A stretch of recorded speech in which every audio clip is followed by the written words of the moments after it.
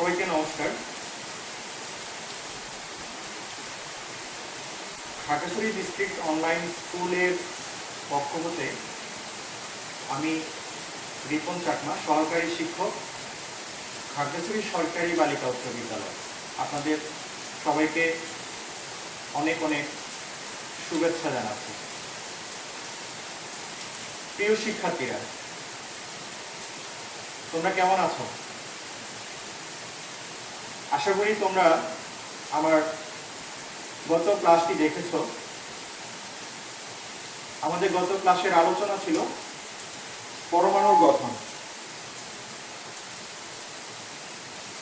তো তোমরা নিশ্চয় পরমাণুর গঠন বা পরমাণুতে কি কি থাকে সে বিষয়গুলো সম্পর্কে তোমাদের স্বচ্ছ এবং যথেষ্ট ধারণা হয়েছে। আমরা জেনেছি যে একটা পরমাণুতে 3 ধরনের কণিকা থাকে। পরমাণুর কণিকা,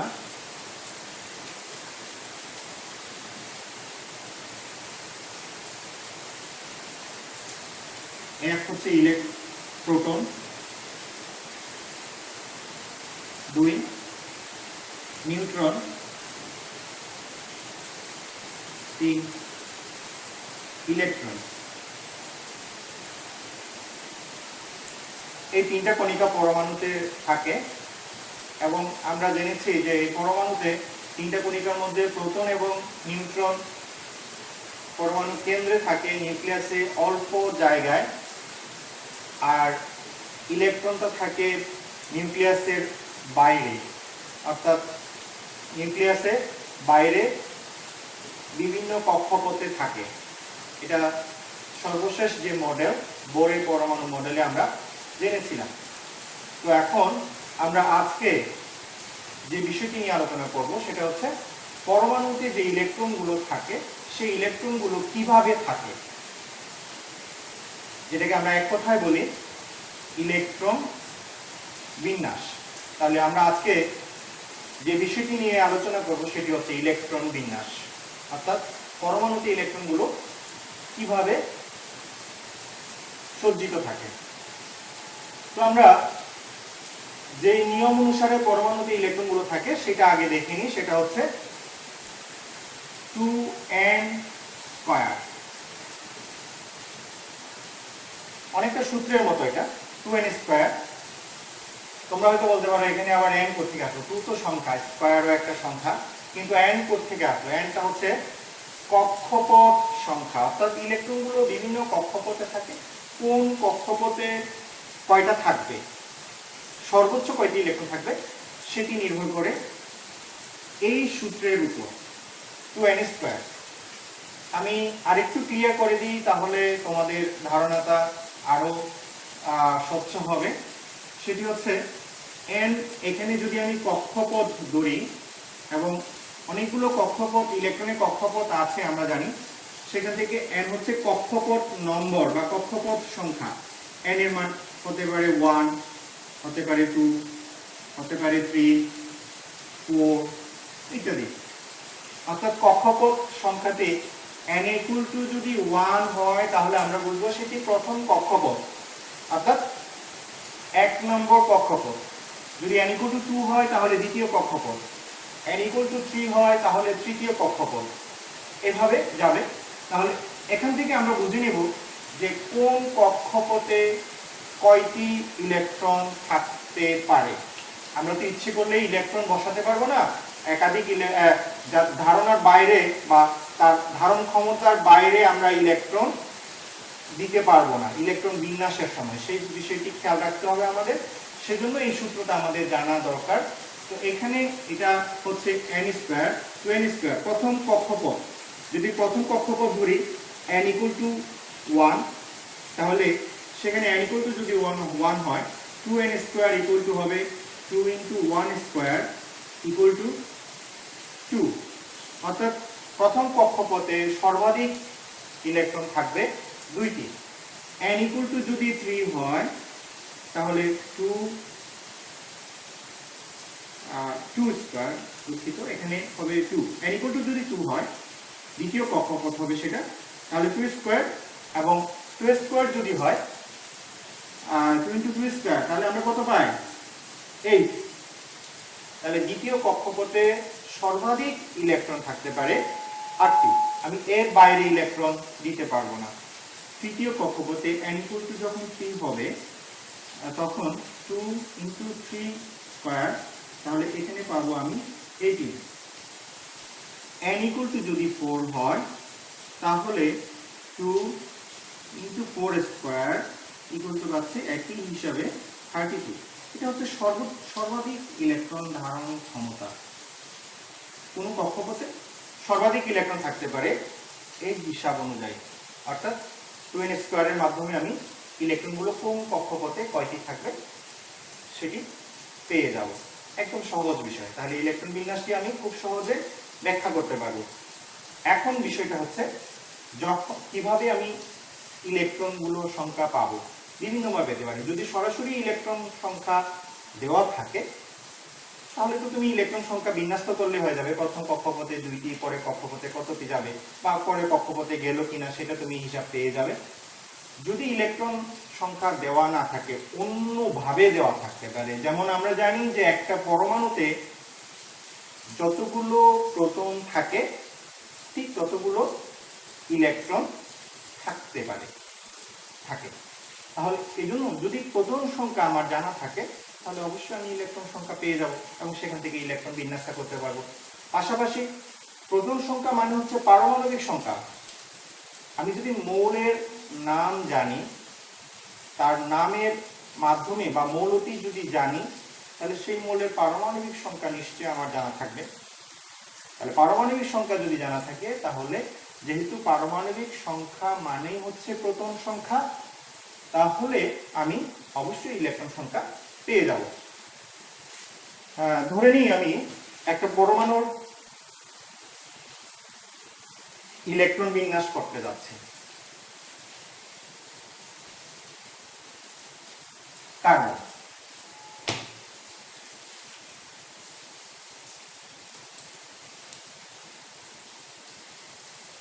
আচ্ছা, কার্বনের ইলেকট্রন বিন্যাস। আমাকে যদি শুধু কার্বন দেওয়া হয়, তার প্রতীক আমরা জানি সি। যদি শুধু কার্বন বলা হয় তাহলে আমার এখান থেকে কি কি তথ্য পাই আমরা? কার্বন বলা মানেই হচ্ছে তার পারমাণবিক সংখ্যা আমার জানা হয়ে গেল, অর্থাৎ সেই জিনিসটা আমাকে জানতে হবে। তো জানার মধ্যে আমার আছে কার্বনের পারমাণবিক সংখ্যা হচ্ছে 6। যদি তার পারমাণবিক সংখ্যা 6 হয় তাহলে প্রোটন আছে 6টি, অর্থাৎ ইলেকট্রনও আছে তার 6টি। তাহলে 6টি ইলেকট্রনই আমি বিন্যস্ত করব।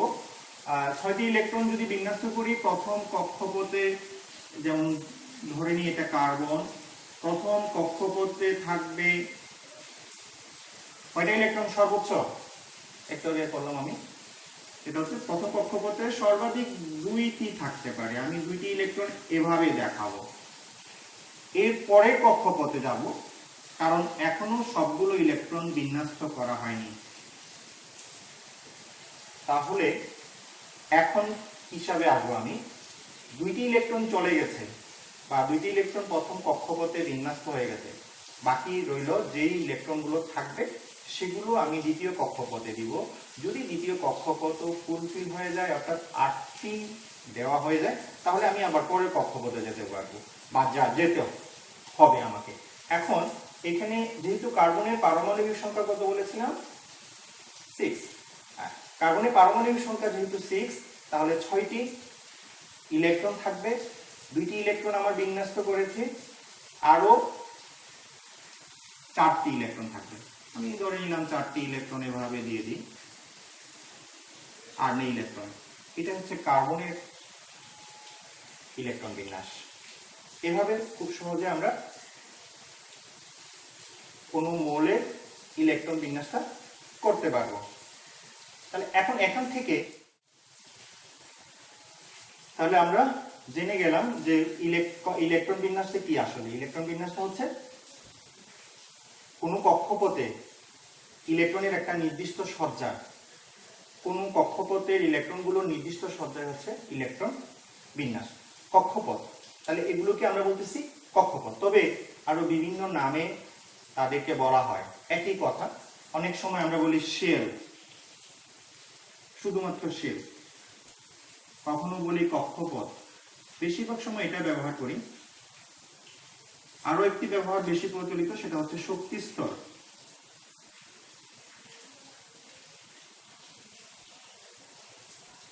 শেল, কক্ষপথ, শক্তিস্তর, অর্থাৎ প্রধান শক্তিস্তর। আর এভাবে আমরা বলতে পারি অরবিট, অনেক সময় বলি আমরা অরবিট, এটাও বলা হয়।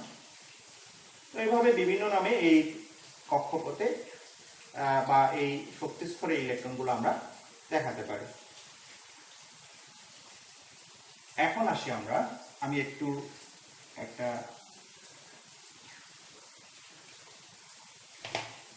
ইলেকট্রন বিন্যাস একটা দেখাই।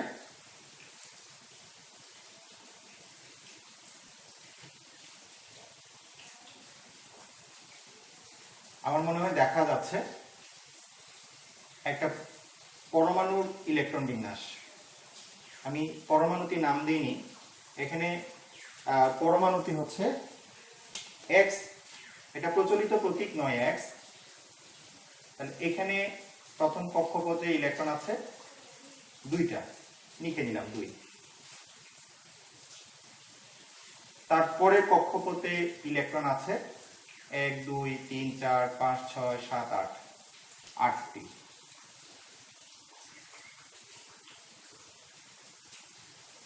তারপরে কক্ষপথে ইলেকট্রন 2। কয়টা কক্ষপথ? হ্যাঁ, কক্ষপথ 3টি কক্ষপথে আমরা ইলেকট্রন পেলাম 2 8 3। এভাবে যদি কোনো ইলেকট্রন বিন্যাস বা পরমাণুর গঠন চিত্রের মাধ্যমে ইলেকট্রন বিন্যাসটা দেওয়া থাকে, তাহলে আমি সবগুলো ইলেকট্রন পেয়ে যাচ্ছি। যদি ইলেকট্রনগুলো পেয়ে যায় সবগুলো ইলেকট্রন, তাহলে নিশ্চয়ই আমি সেখান থেকে তার পারমাণবিক সংখ্যা আমি পাবো, ঠিক কি না? হ্যাঁ, তাহলে পারমাণবিক সংখ্যা অর্থাৎ টোটাল ইলেকট্রন হচ্ছে এখানে কত? ভুল লিখছি, 3 না, দুঃখিত, 2, 10 12, অর্থাৎ মোট ইলেকট্রন সংখ্যা হচ্ছে 12। তাহলে 12টি ইলেকট্রন থাকে, যার 12টি প্রোটন আছে, যেটা আমরা জানি যে প্রোটন সংখ্যা এবং ইলেকট্রন সংখ্যা যখন সমান থাকে নিরপেক্ষ পরমাণুর ক্ষেত্রে। তো সেই ক্ষেত্রে যেহেতু তার ইলেকট্রন সংখ্যা এবং প্রোটন সংখ্যা সমান, তাহলে পারমাণবিক সংখ্যা পেয়ে গেলাম আমি 12। এখন তুমি পেয়ে যাবে এই মূলটি কি, যা পারমাণবিক সংখ্যা 12। তোমরা নিশ্চয়ই জানো কোন মূলে পারমাণবিক সংখ্যা 12? হ্যাঁ, ঠিক ধরেছো তোমরা, ম্যাগনেসিয়াম। এই মূলত হচ্ছে ম্যাগনেসিয়াম। অর্থাৎ আমি পরমাণু এভাবে গঠন চিত্র দেওয়া থাকলেও আমি মৌল সম্পর্কে পেয়ে যাব যদি নিরপেক্ষ পরমাণু হয়। অথবা ইলেকট্রন বিন্যাসও আমি করতে পারবো, অন্য একটি মৌলের ইলেকট্রন বিন্যাস। তোমাকে যদি বলা হয় এখন যে একটা মৌলের ইলেকট্রন বিন্যাস করো, বা এমন একটি মৌল, ধরে নিলাম আমি একটি মৌল যার পারমাণবিক সংখ্যা হচ্ছে 17,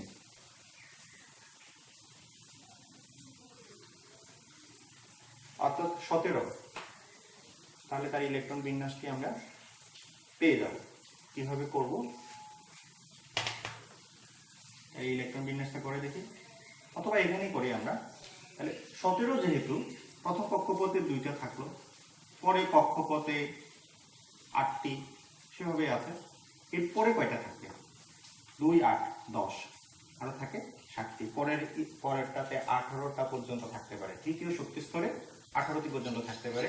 তাহলে পরেরটাতে আমি পাচ্ছি 7টি পুরোটাই এই তৃতীয় শক্তি স্তরে চলে আসবে। তো আমি 2টি করে দিই, এখানে 2টা,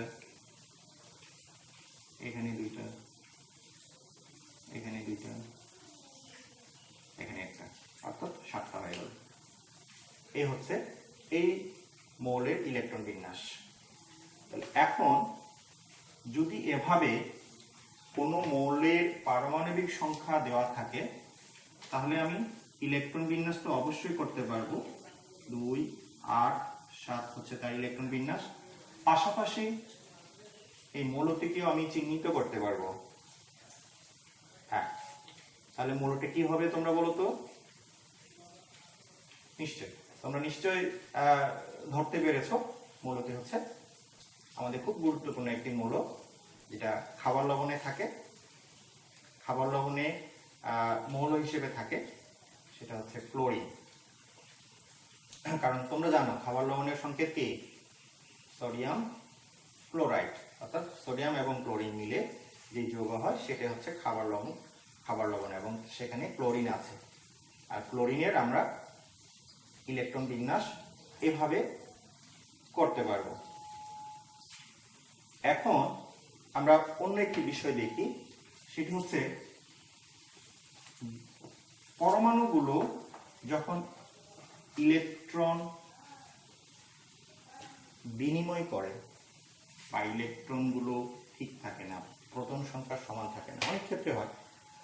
কারণ একটা স্থিতিশীল ইলেকট্রন বিন্যাস হচ্ছে যেগুলো যে স্তরে যতগুলো ইলেকট্রন থাকার কথা সেই স্তরে ঠিক ততগুলো ইলেকট্রনই যদি থাকে, অর্থাৎ সবচেয়ে বাইরের শক্তি স্তরে সর্ববহিস্থ স্তরে যতগুলো ইলেকট্রন থাকার কথা ঠিক ততগুলো ইলেকট্রন যদি থাকে, তাহলে সেই সাধারণভাবে আমরা বলি তার ইলেকট্রন বিন্যাসটি স্থিতিশীল, সে অন্য কারোর সাথে সম্পর্কে যাবে না, অর্থাৎ সে কারোর সাথে যৌগ গঠন করবে না, নিরপেক্ষ পরমাণু থাকবে, নিষ্ক্রিয় হবে, অনেকটা নিষ্ক্রিয় হবে।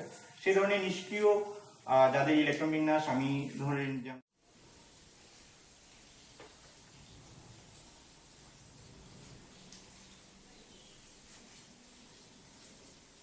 আমরা এমন একটি মৌল একটা ইলেকট্রন বিন্যাস করি, যেমন নিয়ন। নিয়নের পারমাণবিক সংখ্যা হচ্ছে 10। নিয়নের ইলেকট্রন বিন্যাস যদি করি তাহলে সংখ্যার দিক দিয়ে আমি আগে করি, প্রথমে 2টা থাকবে, তারপরে 8টা। নিয়ন প্রথম স্তরে 2টা ইলেকট্রন, পরের স্তরে 8টি ইলেকট্রন। খুব সহজ ইলেকট্রন বিন্যাস। এখানে এই ইলেকট্রন বিন্যাসে দেখা যায় যে তার দ্বিতীয় শক্তি স্তরে সর্বাধিক ইলেকট্রন থাকার কথা 8টি এবং 8টি দ্বারা পরিপূর্ণ, এই জন্য সে নিষ্ক্রিয়। তো অনেক ক্ষেত্রে দেখা যায় যে অন্য পরমাণুগুলো তাদের এই ইলেকট্রন বিন্যাসটা পাওয়ার চেষ্টা করে, ফলে তখন ইলেকট্রনের সাথে প্রোটনের সংখ্যা মিলে না, অর্থাৎ ইলেকট্রন তখন দিয়ে দেয় অথবা নিয়ে নেয়, ইলেকট্রন দিতে পারে, নিতে পারে বা ভাগাভাগি করতে পারে, এই ধরনের অবস্থা দেখা যায়। তো সেক্ষেত্রে ইলেকট্রন বিন্যাসটা কেমন হবে? যেমন যদি ইলেকট্রন দিয়ে দেয়, আমি এই ধরনের একটা মৌল সোডিয়াম ইলেকট্রন দেয়, এবং যখন ইলেকট্রন দেয় একটা ইলেকট্রন ত্যাগ করে, সে যদি ইলেকট্রন চলে যায় তাহলে ইলেকট্রন সংখ্যা এবং প্রোটন সংখ্যা সমান থাকে না, ইলেকট্রন একটা কম থাকে, প্রোটন সংখ্যা একটা বেশি থাকে। এই একটা বেশিটা আমরা আধান হিসেবে দেখাবো পরমাণু, তাহলে এই ধরনের হয়। এখান থেকে এই প্রতীকের মাধ্যমে আমি বুঝে যাব যে সেখানে কয়টি ইলেকট্রন আছে। তো এখানে দেখা যায় যেহেতু আধানযুক্ত পরমাণুটি, তাহলে নিশ্চয় সোডিয়ামের ইলেকট্রন থাকার কথা হচ্ছে কয়টি? হ্যাঁ, 11টি ইলেকট্রন থাকার কথা, কিন্তু একটা ইলেকট্রন কম, কারণ প্রোটন একটা বেশি।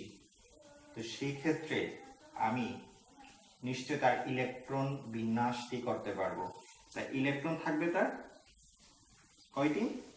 11টি থাকার কথা, একটি নেই, একটি বের করে দিয়েছে, সে কারণে এই আয়নিক ইলেকট্রন বিন্যাস হবে 2, 8, 10টি ইলেকট্রন বিন্যাসটা হবে। 10টি ইলেকট্রন বিন্যাসটা করলে যার ইয়েটা দাঁড়ায় হচ্ছে সোডিয়াম আয়ন হিসেবে যদি দেখায়, তাহলে প্রথম স্তরে 2টা ইলেকট্রন বিন্যাস যদি করি, পরের স্তরে 8টি ইলেকট্রন। সবচেয়ে বাইরের শক্তি স্তরে যে ইলেকট্রনটা ছিল সেই ইলেকট্রনটি সে বের করে দিয়েছে, সেই কারণে আধানযুক্ত, এবং তখন আধানের ইলেকট্রন বিন্যাসটা আমরা ব্যবহার করতে পারি। ঠিক বিপরীত যদি ধরি, আমরা যখন ইলেকট্রন, কোনো পরমাণুতে ইলেকট্রন যুক্ত হয়, এখানে তো দেখালাম আমরা ইলেকট্রন বের করে দিয়েছিল, যদি ইলেকট্রন যুক্ত হয় সেই ধরনের একটা হচ্ছে ফ্লোরিন, ইলেকট্রন যুক্ত হলো, ইলেকট্রন যেহেতু ঋণাত্মক আধান যুক্ত, তাই ইলেকট্রন যুক্ত হলে তার আধানটা ঋণাত্মক হবে, এবং সেই ক্ষেত্রে তার ইলেকট্রন বিন্যাসটা হবে, ইলেকট্রন থাকবে, তার থাকার কথা কয়টি? 9টি। ফ্লোরিনের ইলেকট্রন থাকার কথা 9টি, কিন্তু একটা ইলেকট্রন যুক্ত হওয়ার কারণে তার ইলেকট্রন হয়ে যাবে 10টি, এবং সেই ক্ষেত্রে তার ইলেকট্রন বিন্যাসটা হবে 2, 8। এবং আমি যদি ডায়াগ্রামের মাধ্যমে দেখাই, তাহলে ক্লোরাইড আয়নের ইলেকট্রন বিন্যাস হচ্ছে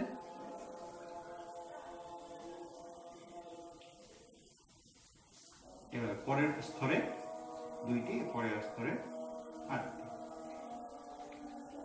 তো ইলেকট্রন বিন্যাস আমাদের খুব কঠিন কিছু না, একদম সহজ একটি বিষয়, এবং এখানে দেখা গেছে যে কিছু পরমাণুগুলো তাদের ইলেকট্রন বিন্যাসের কারণে, ইলেকট্রন বিন্যাস করলে আমরা সক্রিয়তাটা বুঝতে পারি, কে কিভাবে সক্রিয় হবে, কে কিভাবে নিষ্ক্রিয় অবস্থায় যাওয়ার চেষ্টা করবে, কারণ নিষ্ক্রিয় অবস্থায় যাওয়ার জন্যই তারা কিন্তু ইলেকট্রন নিয়ে নেয়, ইলেকট্রন দিয়ে দেয়, এবং এভাবে তারা সক্রিয়তা দেখায়।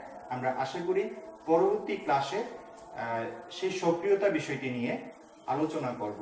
তো আজকে আমরা যে বিষয়গুলো দেখলাম সেটা হচ্ছে ইলেকট্রন বিন্যাস কি, এবং ইলেকট্রন বিন্যাস কিভাবে, কোন সূত্রের মাধ্যমে আমরা ইলেকট্রনগুলোকে বিন্যস্ত করব সে বিষয়টি, এবং পরমাণুগুলো, কয়েকটা পরমাণু আমরা ইলেকট্রন বিন্যাস সম্পর্কে ধারণা নিলাম। প্রিয় শিক্ষার্থীরা, তোমরা আশা করি আজকের এই ক্লাসের মাধ্যমে ইলেকট্রন বিন্যাসটা একদম অনেকটাই পরিষ্কার হবে। তো তোমরা বারবার অনুশীলন করবে, বিভিন্ন পরমাণুগুলোর, বিভিন্ন মৌলগুলোর পারমাণবিক সংখ্যা জেনে ইলেকট্রন বিন্যাস করার চেষ্টা করো, খুবই সহজ বিষয়। অন্তত তোমরা যতগুলো পরমাণু, মৌলের পারমাণবিক সংখ্যা যুক্ত মৌলগুলো যতগুলো জানা আছে, সে সবগুলোরই ইলেকট্রন বিন্যাস করার চেষ্টা করো খুব সহজে। যদি কোনো সমস্যায় পড়ো, তাহলে আমাদের এই খাগড়াছড়ি ডিস্ট্রিক্ট অনলাইন পেজে কমেন্টসের মাধ্যমে তোমরা জানাতে পারো। আর যদি কোনো পরবর্তী ক্লাসে তোমাদের যা কিছু জানার কোনো কিছু থাকে, বা কোনো প্রশ্ন থাকে, কিউরি থাকে, তাহলে অবশ্যই সেখানে কমেন্টসে জানাতে পারো, বা আমাকে আমার ফেসবুকে ইনবক্স করতে পারো। তো সুপ্রিয় শিক্ষার্থী যারা দেখছেন, এবং আমার শ্রদ্ধেয় শিক্ষক মণ্ডলী, সবাইকে এই জটিল পরিস্থিতিতে আবারও সবার অনেক অনেক সুস্থ, সুন্দর এবং মঙ্গলময় জীবন কামনা করে আজকের মতো এখানে শেষ করছি। ধন্যবাদ সবাইকে।